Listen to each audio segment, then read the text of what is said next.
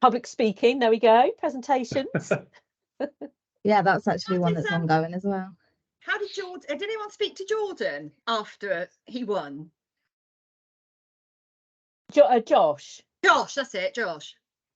So I haven't spoken to him in person, but I have heard from the Ignite Sport team, and I think they were, obviously absolutely thrilled, over the moon that he'd won. I think the message I had a message from Hannah. Do you know Hannah Bladen, who's the general manager there? Yeah, I've seen her on. I've either interviewed her or seen her on the pre-recorded. Yeah. That's right. Awards we did in the past. So yeah. She just put where's the message from Hannah? She put, had a great evening, well done and thank you. You and I both know that apprenticeships change lives, and Josh is proof of that. So that's really sweet, isn't it? So I think they basically felt that it was really lovely that he was recognised, and, you know, proud of him for being brave enough to go up and be the first up as well. So yeah, I think we will follow up with them definitely. But it was went really well. I think he was beaming from ear to ear, wasn't he? Tan and I were sat quite near him on the table, and you could see him handing the trophy round to everybody, having a look at it and everything. So that was really, really heavy. It was so heavy. I struggled to pick it up off the table to hand it to Sarah and Simon. It was very heavy. It's that heavy. But that's what you want from a trophy. I know, but he's got to be careful what side he the puts weight it of what on. I've won. He's going to end up bloody one of his shells collapsing. It was quite funny actually, because I knew he was going to win, and I was sat dead opposite him, and I was really trying hard not to stare at him because I wanted to see his reaction when you said that he was the winner. I was the same as well, Tanya. I was trying so hard not to look at him. I know, but I was give it away. Not to give it away, but it was bless him. But yeah, he looked. He was just, honestly, his face just went into total shock. It was really cute. That's what makes it, though, isn't it? Yeah, it is. That's what it's all about, really, at the end of the day. And I think for somebody who, you know, potentially could have gone down a very different path and actually is struggled perhaps more than others have to achieve that, it's lovely to see them come out on top, really. Yeah, definitely. That's all good. Bless him. Okay, so to start, I thought it'd be nice to start with the feedback. So with the positive, there was, it was all pretty much the same. Everybody loved the venue, the museum. A lot of people said that they were made to feel like really included in the evening. Even just guests said that they felt really included. A lot of people enjoyed hearing the apprentices' stories and how brilliant they all are. A lot of people enjoyed the food as well. But that takes us to one of the constructive. A lot of people said that they were starving by the end of it. Because, well, obviously with canapes, they're very small and they were there for a long time. So a lot of people did say that it would have been nice if there was either some more savoury ones available on the tables or more of something a bit more substantial. So I think that's definitely something to think about for next year. One thing I did notice is you had to strategically stand in the right place to get the canapes, so which I did because I was fine. But if you were further into where the museum is, so all the canapes were coming in, and everybody at the sort of front part was getting loads of canapes. But as you went in, people weren't getting them. Or they were getting there was just one left over. So I noticed that it very much depended on where you stood to whether or not you got fed. Yeah, I think somebody said that the sweet, me and Mal spoke about it as well, about the sweet canapes that were on the tables didn't really get eaten. There was a lot left at the end. Matt said about that, he said that he was staring at the canapes for a good 15 minutes, but they were just out of reach for him. And he said he was waiting for somebody who they were close to start it off so that it could be moved around, and nobody was reaching for them. And he said if someone didn't get them soon, he was going to take them all. Yeah, because they were kind of only on one side of the table, weren't they? So it was a bit difficult for people that were sat on the other side to actually kind of help themselves. Yeah, I think what we'd have imagined, actually, because I think, Mel, I don't know if your thoughts were the same, is that we would have just had more savoury canapes kind of wandering around. That was kind of the thinking, not the sweet ones. Yeah. and so that wasn't kind of, I wasn't kind of like, oh, okay. But yeah, I noticed that there were quite a lot of the sweet canapes weren't really eaten. I think the difficulty is if we're going to go for a kind of more of a formal buffet style, is just the cost will just, I mean, I think we did really well with the cost actually, for it, because it just came under, with the drinks, it just came under the 5k, which was great. Can you have more canapes on the tables, like as in don't walk them round at the beginning, just have loads of like little nibbles that people can eat on the table instead? Yeah, whether that's enough though, I mean, if people want sandwiches or something, I don't know, because it's a long evening. Yeah, we were paying just for us, just as a committee, just for to kind of, as I had ordered some food for us because people with us, you know, we started at 3, so I think that's like £15.50 15.50 a head per sandwich, sort of course. That's quite expensive, isn't it? But then, having said that, the canapes were 19, I think, a head, so it was actually more expensive because I suppose they're fancier, aren't they? They're more work to create. It's possible that we go back to the cheese puff days and we go, you know, we go more finger buffet type. We did consider this, you know, on the tables and have more sandwiches and bits and bobs, so there's more quantity rather than the kind of, you know, really posh sort of canapé, which obviously they look great, but they're not very substantial. And like Tan said, you could miss them if you were stood in the wrong place. Yeah. So maybe that's something we revisit for next year. I think I'd definitely veer away from trying to do the 3-course meal kind of thing, because it'll make it a massive event. But I think the principle of there's probably enough budget to put enough food on a table. And maybe you have the drinks reception beforehand, and then you sit down at your places. The table plan worked, didn't it? Everyone found a table to sit at, and if there was enough bits and bobs on the table, I think, and they knew that was it, they wouldn't be hesitating to go into the sweet stuff or whatever, and you could just kind of let them pile in, couldn't you? So you could. Perhaps that's how we look at it for next time, and that wouldn't change the cost too much, but it would make it easier for people and fairer for people to get the food. Shorter drinks reception, and then get everybody in, settled. They can start nibbling, and then you can start doing the presentation. Yeah, and I think that was one comment, wasn't there, Sophie? I think the drinks reception bit was quite long. It depends on what time you got there. For some people, it was godsend because they got stuck in the traffic. For others, they were there for kind of an hour waiting around, you know, to go in. So I mean, we had a couple of people say that it was quite a long event, but then there was one person that actually suggested that afterwards we do like a party or a disco to make the evening even longer. I mean, I personally don't think that would be a brilliant idea. I can't cope with that. I nearly fell asleep on the way home. I was absolutely shattered. I had to turn my music up. Pulling some shapes on a dance floor after that. Honestly, that late night killed me for about 2 or 3 days afterwards. It's so sad. The older you get, I tell you, I can't do late nights. Not when I'm working. And if you had a disco, could you imagine having to go to work on the Friday? Oh no, thanks. I could barely do it as it was. And then we had somebody else say that entry to Williams takes too long. I mean, that's something that can't be helped with our side, really. Obviously, they've got the gate and we have to check that everybody's on the list who's coming in. We've tried everything, hadn't we? We've got everybody's registration number, we've got all the names, but Williams security is tight. And we had told people that, but unless we staggered arrival slightly, I don't know how you'd change that really. So what is good about it is once you're in, is you can park and you're near to the venue, whereas other alternatives are you have to pay to park somewhere, you have to get the bus in, and so on and so forth. So I think that's probably quite a small pain to suffer, isn't it, in terms of doing something like that. But we only had one, I would say, real negative comment. And it was somebody from one of the categories that was highly commended.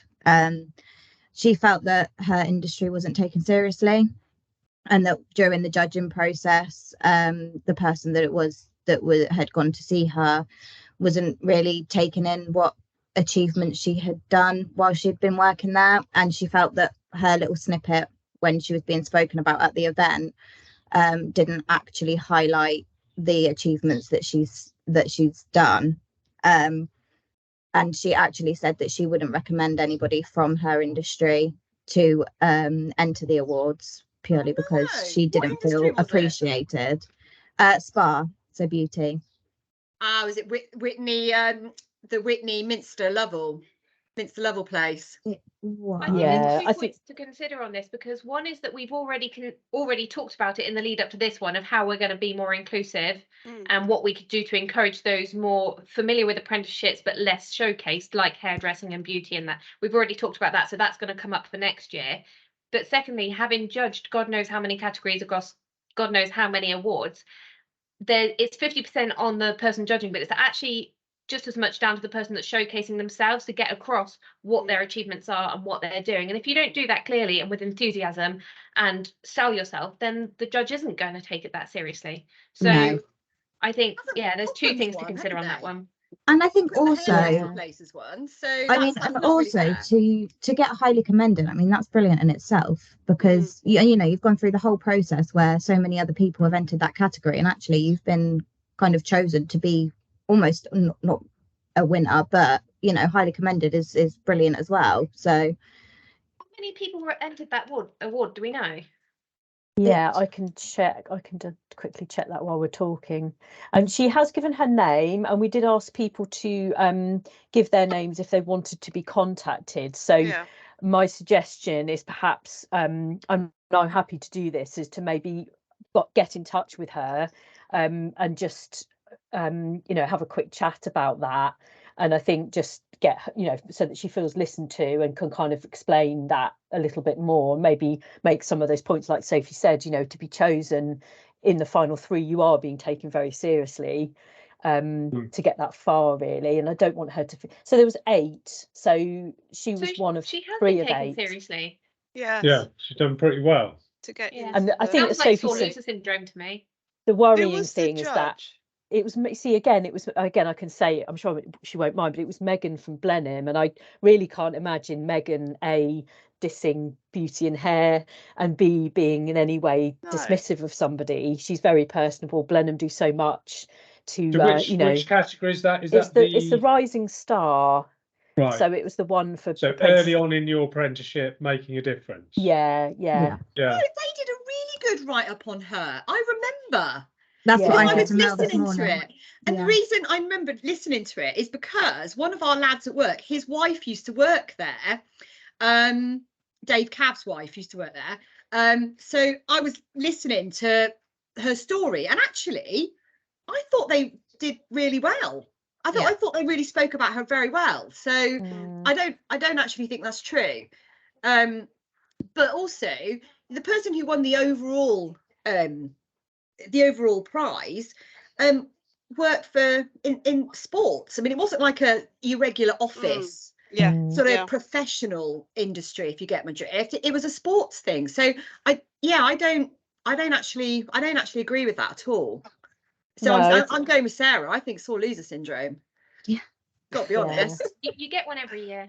Yeah, of course, and we've all been involved in awards in various forms and guises, haven't we? And we do sometimes get challenged, but I think if you're happy, I will make contact with her and just say, you know, I'm happy to go and visit, have a chat. And Sarah, her training, so you probably know Sarah Birch from OICB, Oxford International College of Beauty, was the one who I picked out for the selfie. She was full of smiles, you know, seemed to be having a great night, lots of social media. So, and her feedback is positive. She has also fed back. So, but I think maybe a conversation just to because I think, as Sophie's highlighted, the fact she said she wouldn't recommend people, or would almost actively recommend people not to enter, is not really reasonable, and it's damaging potentially to the industry, because actually other people. On a side note, I've actually encountered something very similar to this in the last 12 months with other awards, where somebody didn't get selected, they didn't go through, and they took it incredibly badly, to the point that they have been plastering all over LinkedIn about how, you know,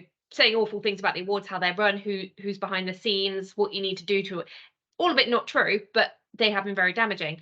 And I think knowing how people can react and how they can take out their frustrations now using social media and verbally, it might be worth considering a communications in just a generic sort of post, just saying how we were glad to represent so many different industries, or we're really impressed of how many different industries were represented throughout the awards, inclusive of but not subjective to. Sort of good idea. Just trying to give a well-rounded, like, we include everybody. So if you see any of the other posts otherwise, it's just someone having a grump. Yeah, it's sore loser syndrome almost. That's a good idea, Sarah. I think Sophie and I can look at that, can't we? Make sure we do that. I think it's important too, because people who stand nothing to lose tend to be a lot more vocal.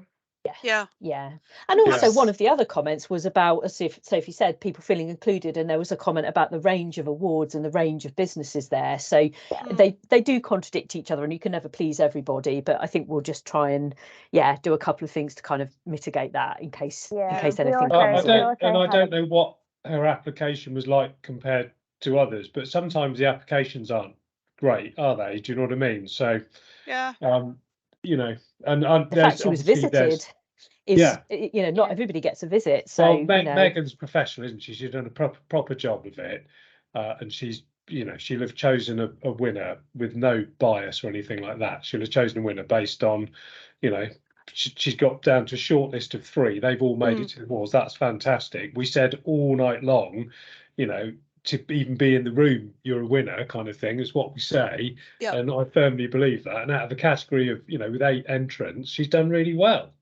And so I think conversation with her to say how well she's done. To just reinforce that, really. She probably doesn't really realise that. And actually her positive comment was that it was good that all apprentices were given an award, even if they hadn't won. So she's kind of said it's nice that you gave everybody something, but has that sort of a slightly sort of affronted comment as well. So do you think it's the right way to go about it? I mean, I think it is better to invite the highly commended up after the winner, because I think to have 3 of them stood on stage and, you know, one of them jumping up and down and 2 people looking a bit kind of I think we did it the right way. You don't want to see those sort of emotions coming out on stage when people don't win, because you do see that initial disappointment. No one's trained in this, they're not celebrities, so they have that initial moment, and then they get to come up and still celebrate that they were recognised.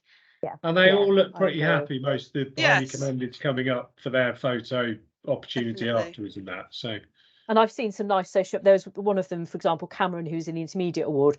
The next day, his team had brought a massive cake that was decorated and iced with his name on, and he had his trophy and stuff like that. So people were making a fuss of their highly commended people as much as the winners. So if Dark Container ever get a highly commended, it's all over everything. Do you know what I mean? Yeah, I think it's something to get your profile, isn't it? So yeah. Absolutely. So I think if everyone's in agreement, I don't think it's helpful to mention it to Megan, because I don't think this is a reflection on her, and I don't think it was necessarily fair to share that with her, because I think it's worth a conversation with Jasmine and possibly Sarah, her kind of training provider, but not bring Megan in. I don't think it's anything to do with her. I think it's because it would knock her confidence, and and she's a sponsor, and Blenheim have done well by us, so I think that would be a really bad thing to do. But I'm assuming we didn't film it. What the awards? We've got the recording of the broadcast, which is now on our website, so we can watch back exactly what was said. Because I'm sure that it was good. I remember listening to it. So I'm quite surprised. I think I'm really surprised actually, because I thought the whole evening actually was incredibly positive. And every single person, all the winners that I took round, was shaking. I mean, they were like, oh my god, this is amazing, like proper buzzing. And it was I had the best job, to be fair. And thank you for doing it, Tan. You did a brilliant job. No, it was just really nice. I was like, are you okay? Do you feel all right? I said, well done. And they're like, oh my god, I'm just shaking. I'm absolutely shaking. Oh my god, I don't know what I'm going to say to this interview lady. I said, you'll be fine. They're really, really good. But they were. Oh. Sorry, Tan. I was just going to say, I think that's another. That was also a good decision that we didn't ask them to speak on the stage, because I think people were literally just speechless, weren't they?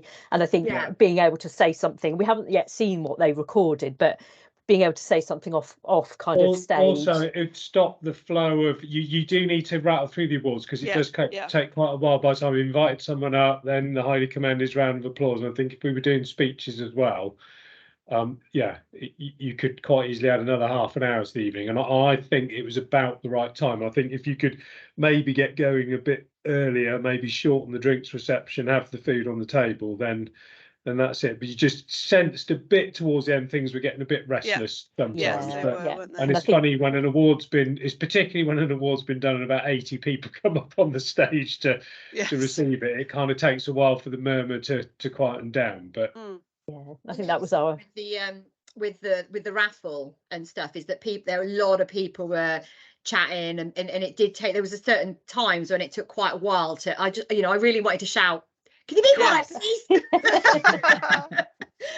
Which is what I'd do if I was doing a training session with our staff, but probably not best to do it at an award ceremony.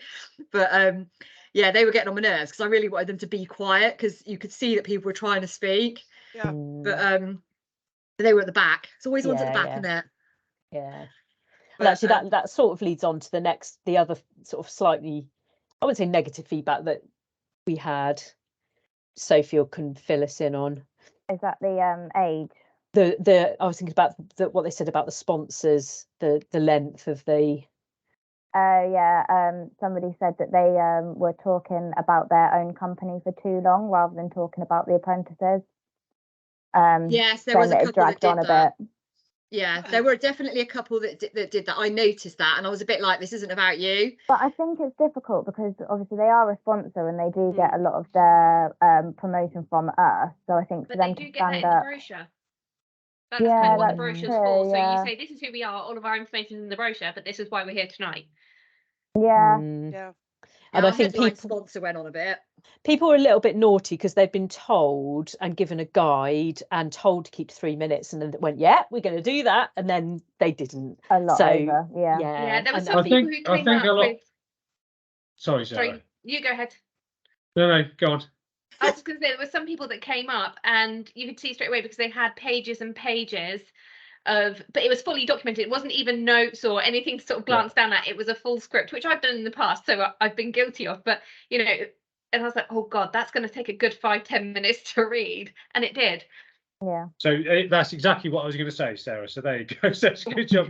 But I think sometimes they don't practice it. They just write it, turn up with this thing, and think, oh, that's about 3 minutes. And actually, if you do practice in front of me, you realise literally one side of A4 is 3 minutes. Do you know what I mean? Yeah. So it almost might be worth saying you need to limit it to almost a word count, or you need to introduce your company on one side and the other, because some people went to 4 or 5 pages, I think, Sarah, didn't they? You were kind of sat there, and I'm thinking, we're stood there, and I'm thinking, blimey, we're going to get home tonight, or what? Yeah, there was another one that was trying to read it off their phone, but the text was obviously too small, and they were sort of going, and they were having to scroll down it, and I was like, oh, it was painful.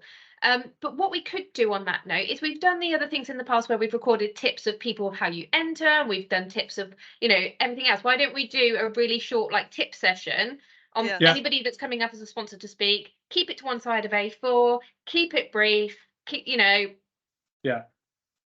it doesn't need to be long, sort of because however detailed the message is about your wonderful company and its commitment to apprenticeships, that's all you need to say. You just need to say, hello, we're Dark and Taylor, we love apprenticeships and we invest in them, because after that, no one's listening, are they? They don't get the nuanced detail.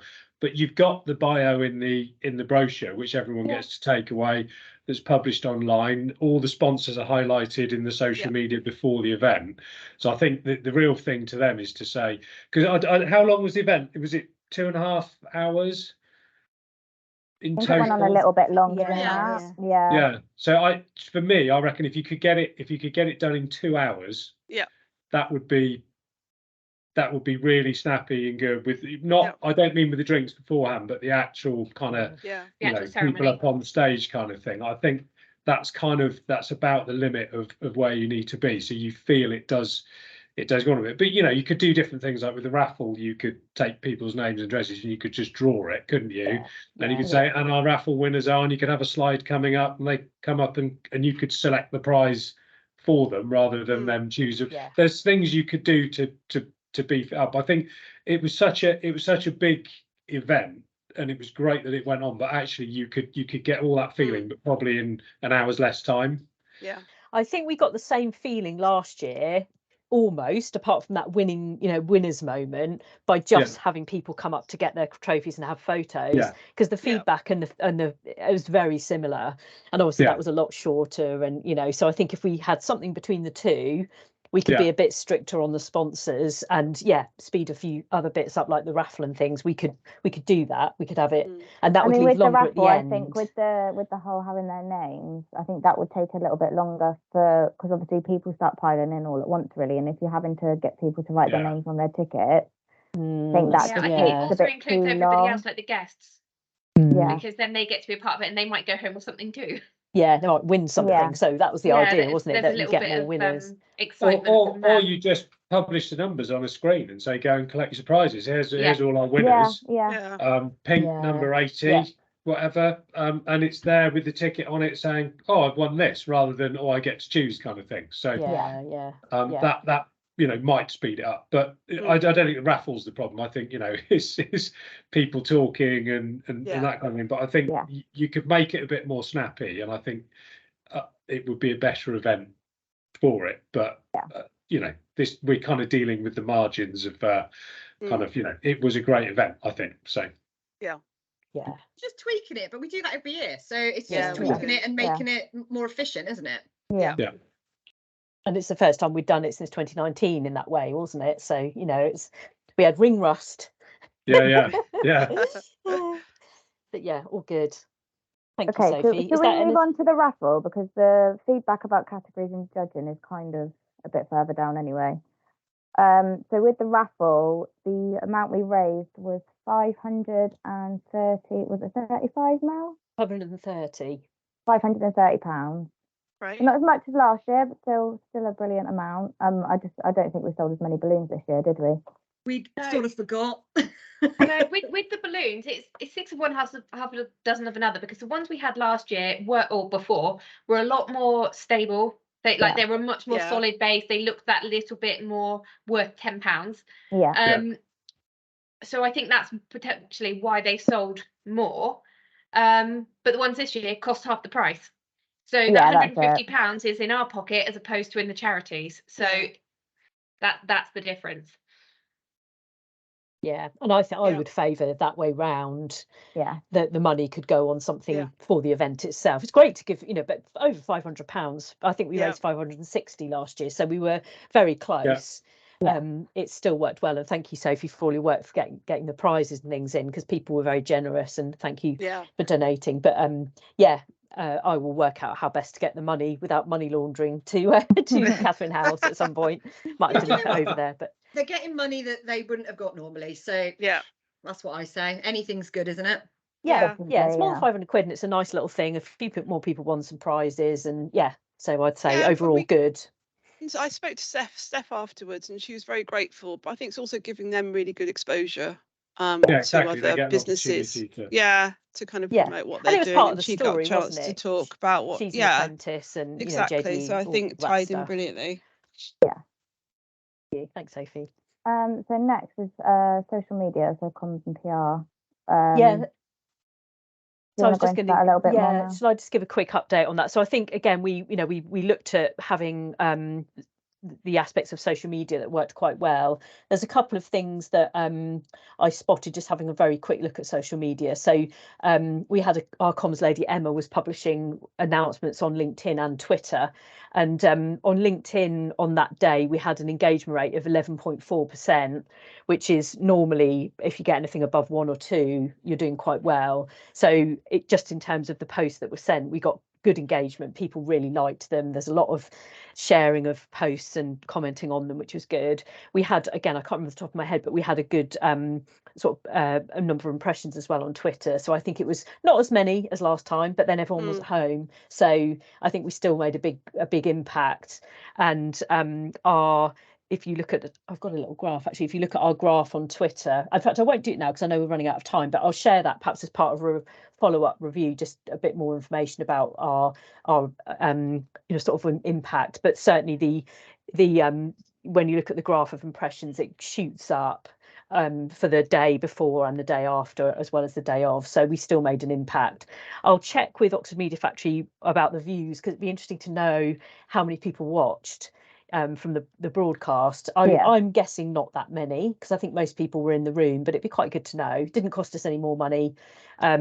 and now we've got the recording that we can obviously share. It's on our website, so people can watch back. But I'd say on the whole it was positive. The selfie competition went down really well. In the room there was a lot of photos. Well done, Matt.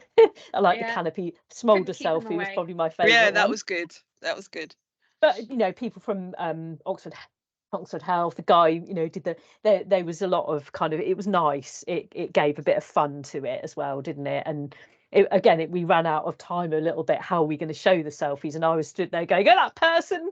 But it was a chance to pick out a few people that didn't win, but who had been really contributing to the night. So it worked. We might just need to think about a way that we could kind of show them on the screen. I know Oxford Media Factory found a couple of them, didn't they, and showed them. But it was a bit of a kind of you there situation, but that's fine. Again, very, very small fry in the grand scheme of things. And by then, as we said, time was moving on. People were kind of restless, and it was kind of, it could have been sped up a bit. But yeah, on the whole, good in terms of comms. And I'll come back with a bit more information when we've had a chance to look at it.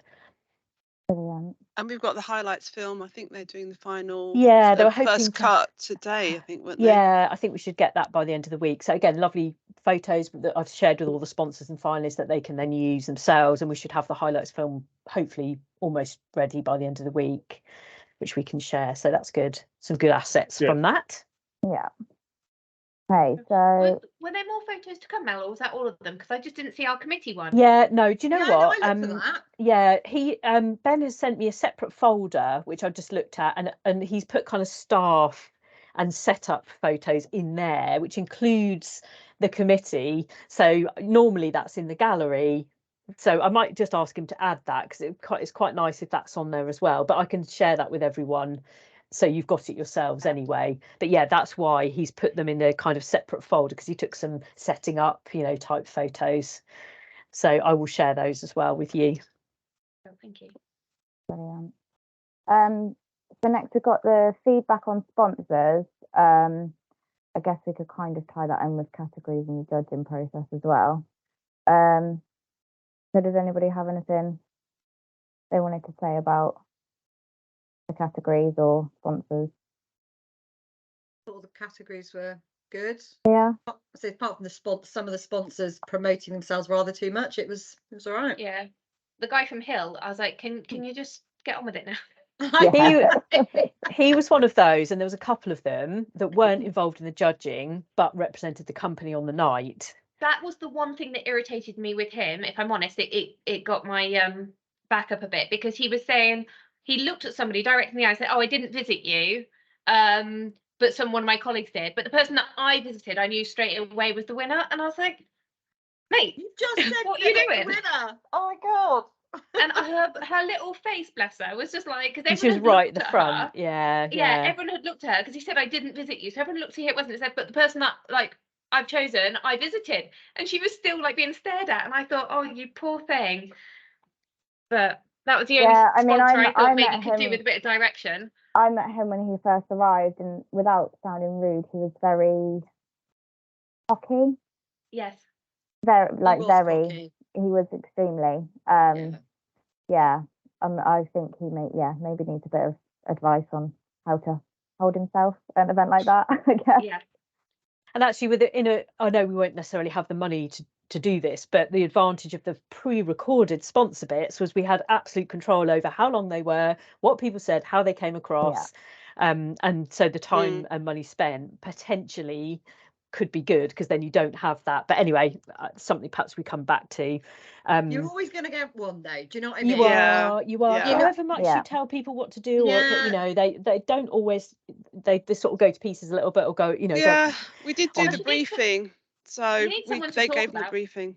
Yeah, we do. Yeah, makes it far more interesting. We had them there early, didn't we? We took, we tried to go through it with them. We had an online briefing the week before where we said exactly what was going to happen. We provided them a guide, how long it should be. I mean, you could do that and actually just say, right, you need to submit your script before the event. We tried that as well, and some of them did. we did. Some of them did, and the ones that did were the right length, and were probably the ones that were better prepared and did stick to time. Not all of them did, even though we asked them to.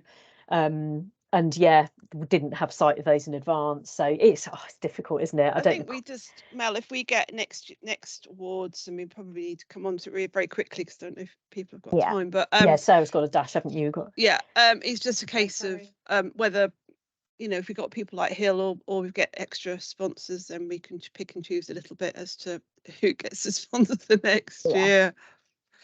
So it might be, and share the feedback with them, you know, being honest with you. Last year people said this is why you've got to do, you know, you've got to stick to time, because actually it's important for the event. You know, maybe we weren't hard enough with them as to why we want them to stick to that time. So we can revisit that. If your message starts off and then goes on too long, people start to actually turn against your it has the opposite effect. They get irritated by amazing. You. And I've been in that position before with Dark and Taylor. I'll rattle on about Dark and Taylor till the cows come home, and actually by the end of it everyone's like, oh, for God's sakes, wish that bloke from Dark and Taylor would shut up. Do you know what I mean? So it does actually, it's a good thing to learn, and I learned that particularly on doing the pre-recorded and the broadcast stuff, is you can't muck about. You've got to get that message across very quickly. And if we just say, we get loads of feedback from companies who go on and people don't like them, you know, going on. So would you want to turn off a room of 200 people? Not really, do you? So so do it right. Yeah. Okay, so in the next bit we've got thinking about next year. So it's dates for 2024 is the first one. Bit scary, isn't it? Yeah. I reckon similar date again, to be honest. I would say so. Keep out of half-term week. Do it the week before. Yeah. Would we go Williams again? I think I don't know, it depends, because it's a fantastic venue. My only thing is there's so many people that are repeat guests, repeat entrants. It would be nice to keep moving around. And that goes against what I want, because it's brilliant for me being at a Formula One team. But I don't know, I just think before we were quite diverse, weren't we? We were going from school halls to Juries Inn to Blenheim to Williams. I think just keeping it. But then that is such a fantastic venue. I'm arguing with myself. So what's the long-term prospect for it with the whole kind of LEP situation? So because if we knew we definitely had one, I'd go for Williams for ease, and I don't think you get too much criticism for returning to a venue because that's it. But I think you need to think further down the line after that. But that's, you know, a year and whatever away, isn't it? Yeah. So that's one kind of thing I was going to bring up. So at the moment we've got a mandate till March 25, and I know I spoke to Richard, my boss, and he was keen to see if we could kind of get an awards in before that date. So whether it would be like February 25, and whether that would mean that in order to do that we'd need to kind of bring the 24 awards forward a bit, because otherwise it's kind of May, and then suddenly we're doing an awards in March or February, March. I don't know whether we'd kind of almost want to bring it a little bit sooner if that was the case. Get snowed in if we do that, Sally. Yeah, I know. And it's a case of what really, I think the LEP would like to do one for 25, but at the moment, and hopefully we are, you know, we're not government funded at the moment. We don't need the government fund. If we can find other funding streams, then we'd like to continue. But it's a case of how to do that. But at the moment, you know, we are funded we've got the funding till March 25. So that's the reality of the situations at the moment.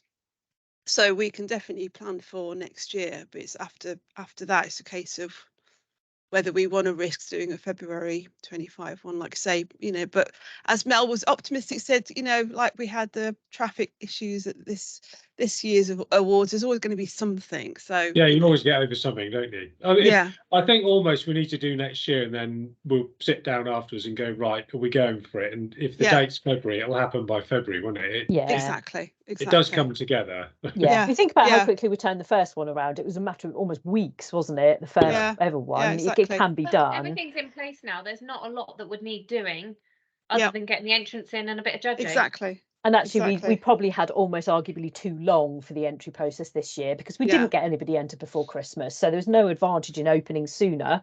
You just almost need to keep the window a little bit shorter so that people feel a pressure to get their entries in. So I think we could do that. I think you have a better atmosphere in the when it's spring, summer, I think people are happier. You know, doing it in February, I just think that's just a bit close to Christmas, and no, people don't want to go out as much. And you know, I always think that doing it in May has been a really good, really positive. And also, as you say, we don't get the weather issues potentially.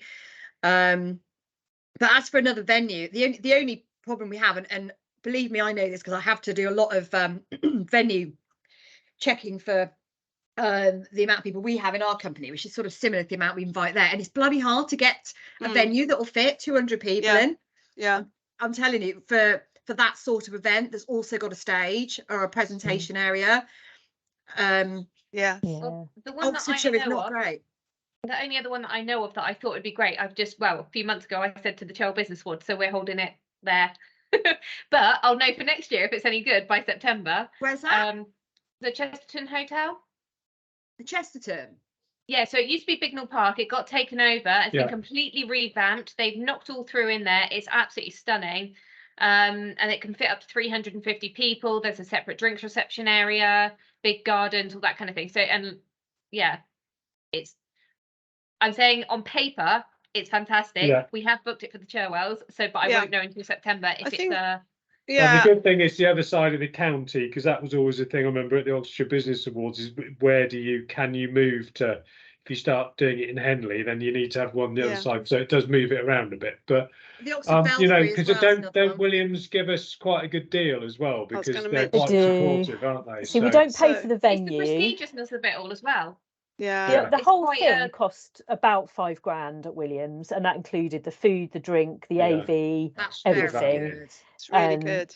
So yeah, you can't really beat that when you've got the museum to take into account as well. So yeah, well, we could investigate getting a provisional date in with them anyway, and then if we do, see how September goes. I'm sure it might be possible to look at alternatives. But I'm the same as you, Tan. I've tried for years to find. We've tried all sorts of places, and nowhere quite had. And places like Dewey's Inn, you have to hire the AV, and you've got the hassle of all of that. And remember Blenheim, it was the wrong shape, and it's just easy. And of course, being in Britain, you can't do anything in like a marquee or marquees or anything, because the weather is a problem, and then you've got to start thinking about that. And there are not many venues around here that will cater, and if they do, they're bloody expensive.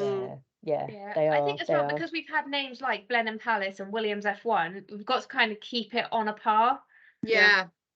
But I'm really sorry. I'm going to have to try. I'm going to try and transfer this to my phone. But if you lose me, I will catch up. Don't worry. Another time. Yeah. But thank you, Sarah. If not, thank you.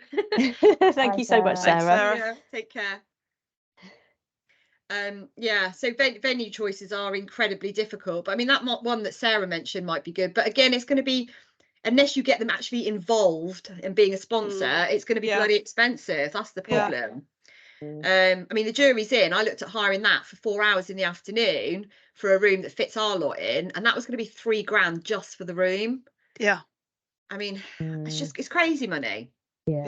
It is. So university is the only other thing. We've been offered things by university. We have, and again, we looked at the Natural History Museum, didn't we, Simon, a few years ago? I looked at that. It would have been great, but they've got an auditorium rather than a hall, so people would have had to have sat like a lecture theatre, which wouldn't have worked. And plus, parking, and also university, you have to use their catering, which is again ludicrously expensive. Very expensive. I went to there recently. Went to the mathematics place as well, which is the old infirmary, and that was again, it's incredibly expensive. And again, the massive problem with the centre of Oxford is parking. Because people are going to be paying a lot of money, and we've got a lot of people coming. So it's so if we shortened anyway, if we shortened it, so kind of the museum bit was that, I mean, people that have been nominated possibly wouldn't have seen it anyway, but if we made the kind of drinks reception a bit shorter and we still had it at Williams, and then had so it's kind of, it's almost, I'm just kind of, anyway, I mean, we can revisit this, but I just think it's ease of we just know what we're getting into in a way. We're in but good also, hands there. yeah, They look after us very well. The AV is there. It's great. They've got The AV technicians to guys run were it. brilliant as They well. are great. And Oxford Media Factory works really well with them. Yeah. And literally anything you asked, said, whatever, you know, the social media wall popped up. I couldn't divide up between who was doing what out of the Williams guys and the Oxford Media Factory, but they did a bloody brilliant job, I thought. Yeah. They did. Yeah, and also the people that were helping show the guests where to go didn't actually work for Williams. They worked for another company, so they actually brought people in to help out as well, which was nice. Yeah. Which is all again included. They don't charge us extra for that. The only other thing that crossed my mind in terms of cost, I know we spent a lot of money on Oxford Media Factory. Obviously that includes a highlights film, all the stuff on the day. We could look at whether or not we could spend more money on food and less money on production of the event. Obviously it looked fantastic. It was so amazing, very professional. Could we redress the balance and say, okay, we don't need as many, or maybe they've now done the graphics for us, the design work's happened, all we need is them to pop that photo in instead of that one. Maybe we could reduce by £5,000 the cost of the production. That would give us a lot more money to spend on a bit more, there's things we can probably fiddle about with in terms of how that's done, but I mean, it looked amazing. They did a great job with all the graphics and all that stuff. I think people coming new to the awards think that's how it always has been, but for us it's been an evolvement, and I think we have to congratulate ourselves actually on the kind of level, because it's gone better and better every year. And I think it's going to be hard if we go to a different venue and we don't have that now. I think with the AV, I think and I think hotels, it's quite difficult if they don't have a screen and stuff like that. I think we kind of almost got the production values is very high. Yeah, you're right, Sophie. It's the bar's at that level, isn't it? So you certainly don't want to go down. You just want to. We can revisit that. Yeah. Okay. Cool. So one last thing very quickly was the criteria and how to make the awards more inclusive. This was to do with diversity, really. Me and Mel spoke this morning, and with regards to diversity, that's something we can't really control. You can't control who's going to apply. No, because somebody actually, one of their comments was about the fact that it was mostly young people that were receiving the awards, and they thought we should be celebrating older apprentices a bit more. But again, that's something we can't control. We can't control how many older people enter the awards, or try and limit the number of younger people that apply so that other people could, it's. No, you can't control, what nationality somebody is, where they're from, how old they are. I mean, that's who they're applying. The problem I have with a lot of older apprentices is us employers are using apprenticeships to get their training funded. So I've got Nick Kelly at work, which is brilliant for us as employers, and I'd massively endorse it. But Nick Kelly, who works for us, is doing his Bachelor of Science degree. He did an electrical apprenticeship first of all, but that's kind of less the message that needs to be sung from the treetops, because that's between us and Nick. Nick said, I want to do a degree. We said, yeah, great. You can go down the apprenticeship route. We do our HNCs via that, and it used to cost us thousands, and now it's co-funded. So it's slightly different, but there might be people who are starting absolutely from fresh with an apprenticeship. I think there are a few examples, weren't there, at the awards this year. But and the other element of diversity, less about kind of race, sex, gender, all that kind of thing, is whether you can split up, because it's very difficult, as we said, comparing professional services like law, accountancy with beauty therapy, and we don't get a lot of tradespeople apply because by and large people accept, although there was some construction stuff there, but it's whether you kind of try and take industrial groups a bit more. But that's difficult, isn't it? Because if you're going to have the construction level 3 apprentice of the year and then the construction level 4, level 5 and so on, you'll end up there. We'll have to book it out for a week, won't we? So it's quite a difficult one to crack, that. And also, if you look at diversity, I mean, our winner somebody who has additional needs, and actually diversity could be special needs, disabilities. It's not just the obvious kind of criteria that people might see. So, and I think we had, Shez, for example, with one her category, she's an older apprentice, and that was very clear in the story that was told around her. And we had Kelly who was there last, and I don't think that was, again, I don't think that's necessarily fair. But as we've said, going back to where we started last time, the diversity element is we said, there's a lot of very, very high level apprentices who are obviously high achievers who get recognised, as well as people like Josh, which is great. But it's a way that we can kind of, is there a way that those people who are just, doing a good job and are never going to be able to have those stories because they don't work for the university, they don't work for the NHS, but they're doing a brilliant job in a small construction firm or whatever it is, how you make it a level in that respect. I don't know the answer to that, and it might be something we have to come back to, but maybe we look at the questions we ask in the form to see if we can tease out something different from the applicants, because as we said before, we get a lot of Oxford Health were all over that, weren't they? If you work for Oxford Health or Blenheim or the university or the city council or the county council, that you were, it was a lot of that public sector and kind of those kind of organisations. So I don't know the answer, but so Mel, I'm thinking, so we've got some time away in a couple of weeks. I think what we could do, rather than kind of appreciate people's time, but what we could do is go away, have a think about it. We could make some recommendations and thoughts and present it to the committee and say, this is some of the thoughts that we've had, what do you think? And then we can then take that away. I think that's a case of how we can look at that and make some kind of suggestions and see what could be included, and take and see where it goes from there. Maybe put some options together and we discuss it at the next get together again to discuss. That sounds good. On to probably next is the Tuesday, just the date for the next meeting. So I think if we agree a date for the next meeting, we can put that on the agenda, maybe pick up some of these discussions around categories and criteria and things then. So when do we want to we start the process again, don't we? There's not long between the years, but do we want to meet this side of the summer? I think we probably need to, don't we? I would say so. Just so we can get thinking and planning for early July or late June. Late June's a month, isn't it, away? We usually allow ourselves a month to recover, don't we, before we start again? Start cracking on. Sally's got you're on leave at the end of last week of June. I'm back Sally. I'm back on the week of the 3rd, so that 3rd of July. So we could go for that week. Thursday's very clear for me.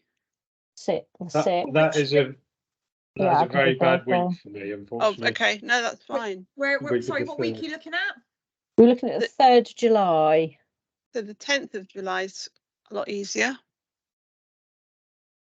I can't do the Tuesday. Okay. But I can do any other day. I'm not in that week to be a pain. Now we're getting into holidays, aren't we? That's the thing. So it's school holiday time. Week of the 17th. I can do that. I can do that. Yeah, I can. Monday afternoon, most of Tuesday, Wednesday, lunchtime onwards. We can do Monday pretty bad. Yeah, 17th. Monday afternoon looks quite good, doesn't it? Yeah. 17th. Yes. Yeah. Check that with Sarah. It's sort of 2-ish. Does that? Yeah, that would work for me. That works for me. Okay. Cool. Okay. Well, if I check that with Sarah just to see if she's okay. I might just put a holding meeting in for now, because if you remember, I think I forgot to send it last time, and we were all going, when are we meeting? I might just pop that in as a hold, and we can check that with Sarah. Make sure that's okay with her, and she's not away that week. If not, it's all good. Brilliant. Thank you Cool. so much, everybody. Thank you, Sophie, for chairing it for us. Thank you. Well done, Sophie. Good. thank you. Well done, team, for getting another Excellent award. work again. Yeah. Thank you so I much slightly again. feel that I just come and steal the glory at the end by presenting it, because there's a lot of bloody hard work goes on behind it. So it wouldn't well work done. without you being up there, Simon. So thank you, Yeah. everybody. Yeah, no, it's another great team effort, I think. Good. And then we'll we send move on the to highlights Clayport. film over Yeah, for you to have a look at. And thank you for my wine. I'm going on holiday on Sunday, but on Saturday evening, I've set aside drinking 1 bottle of red wine in my schedule. Nice. Oh, I'm glad. After I've done my packing, so and I've got it ready to go. So. And thank you for my prosecco. That should be drank on Saturday at a barbecue. Nice. Enjoy. You're very welcome, and thank you again for all of your help. It's much appreciated. Yeah, thank you very much, everybody. Yeah. And have a good holiday, Simon. Yeah, have a good break. All right. All right. See you in a bit. See you soon. Cheers. Take care. Bye. Bye. Bye-bye. Bye. Bye.